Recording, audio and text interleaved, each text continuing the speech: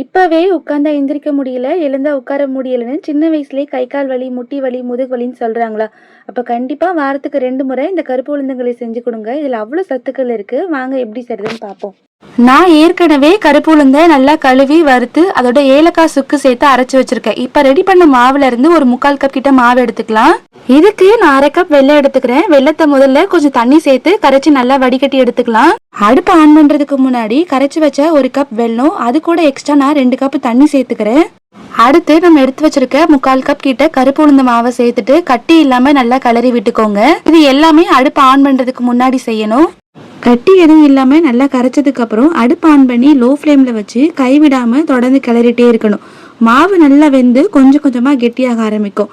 இப்போ நான் 100 ml கிட்ட நல்லெண்ணெய் எடுத்திருக்கேன். இதை ஒரேடியா ஊத்தாம கொஞ்சம் கொஞ்சமா சேர்த்துட்டே கிளறிட்டே இருக்கணும். கைவிடாம நல்லா கிண்டிக்கிட்டே இருந்தா களி கொஞ்சம் கொஞ்சமா கெட்டியாக ஆரம்பிக்கும். இப்போ இன்னும் கொஞ்சம் நல்லெண்ணெய் ஊற்றி நல்லா கிண்டிக்கிட்டே இருக்கணும்.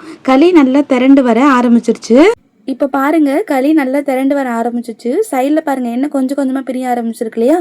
இதுதான் நம்ம களி சரியான பதத்துக்கு வரப்போகுதுன்னு அர்த்தம். இன்னும் ஒரு 2-3 நிமிஷம் நல்லா கைவிடாமல் கிளறிட்டே இருந்தீங்கன்னா களி கடாயில் ஒட்டாமல் நல்லா திரண்டு சரியான களி பதத்துக்கு வந்துடும். களி இப்போ சரியான பதத்துக்கு வந்துருச்சு. ரெடியான களியை வேற ஒரு பாத்திரத்தில் எடுத்துக்கலாம். இதுக்கு மேல் நல்லெண்ணெய் சேர்த்து சாப்பிட்டா அவ்வளோ ருசியாக இருக்கும். நீங்களும் இந்த களியை வீட்டில் ஒரு முறை ட்ரை பண்ணி பாருங்கள். செஞ்சு பார்த்துட்டு எப்படி இருந்துச்சுன்னு கமெண்ட்டில் சொல்லுங்கள். ரெசிபி பிடிச்சிருந்தா லைக் பண்ணுங்கள். சௌமிஸ் கிச்சன் டைரி சப்ஸ்கிரைப் பண்ணிக்கோங்க.